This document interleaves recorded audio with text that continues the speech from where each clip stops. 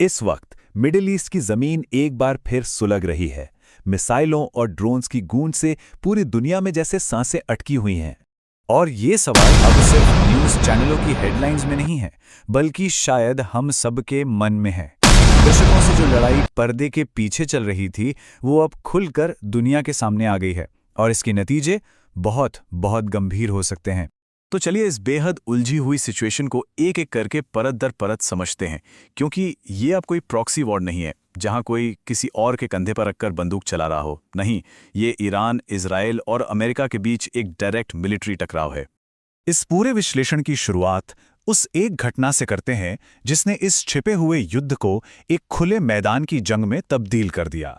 तारीख थी 28 फरवरी 2026, एक ऐसी तारीख जो शायद इतिहास के पन्नों में दर्ज हो जाएगी। ईरान ने सैकड़ों मिसाइलों और ड्रोन से एक बहुत बड़ा हमला किया, लेकिन समझने वाली बात यह है कि यह हमला बिना किसी वजह के नहीं था। ये अमेरिका और इजराइल के हमलों का एक सीधा और जबरदस्त जवाबी एक्शन था। और देखिए, ये कोई एक दो जगहों तक सीमित हमला नहीं था। इसका दायरा देखिए ज़रा। ईरान से लेकर इजराइल, लेबनान, यूएई, यहाँ तक कि इराक और सीरिया में जो अमेरिकी ठिकाने हैं, वो भी, मतलब पूरा का पूरा इलाका इस आग की चपेट में आ गया था। सोचकर देखिए, दुबई और अबू धाबी जैसे फ्यूचरिस्टिक शहर, जहां आसमान में रोशनी की जगह धमाकों की गूंज सुनाई दे रही थी।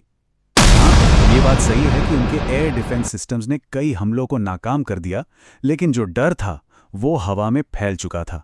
दुनिया की सबसे ऊंची इमारत बुर्ज खलीफा, उसे खाली कराना पड़ा। ये अपने आप में एक सिंबल था कि अब कोई भी जगह महफूज नहीं है। तो अब थोड़ा पीछे चलते हैं और ये देखते हैं कि ये सब बना कैसे। ये दुश्मनी रातों रात पैदा नहीं हुई, इसकी जड़ें कई दशक पुरानी हैं। तो सवाल ये है कि आज जो खुली जंग हमें दिख रही है, उसकी नींव आखिर कब और कैसे रखी गई थी। इस पूरी कहानी की शुरुआत होती है 1979 की ईरानी क्रांति से, जिसने मिडिल ईस्ट का नक्शा ही हमेशा के लिए बदल दिया। तब से लेकर 2020 में कासिम सुलेमानी की हत्या तक हर एक घटना ने इस टेंशन को और ज्यादा बढ़ाया, और हाल में हुए गाजा युद्ध ने तो जैसे इस सुलगती हुई चिंगारी को एक धधकती आग में बदल दिया।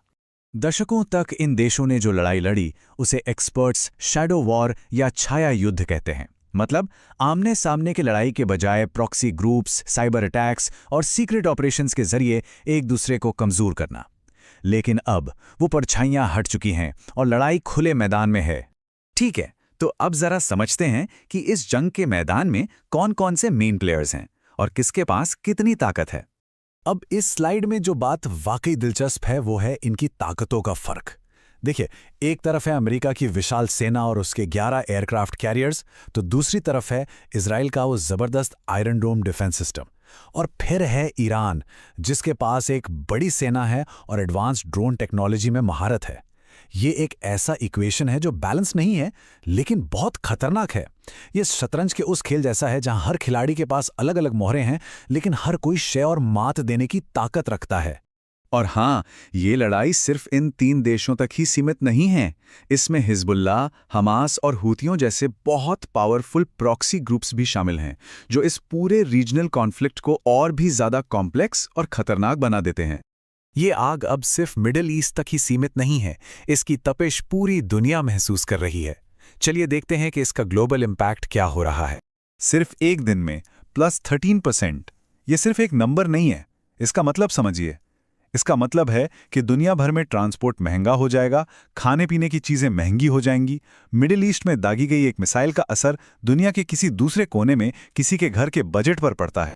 और फिर आती है वो कीमत जिसे नंबरों में नहीं तौला जा सकता, इंसानी जानों की कीमत।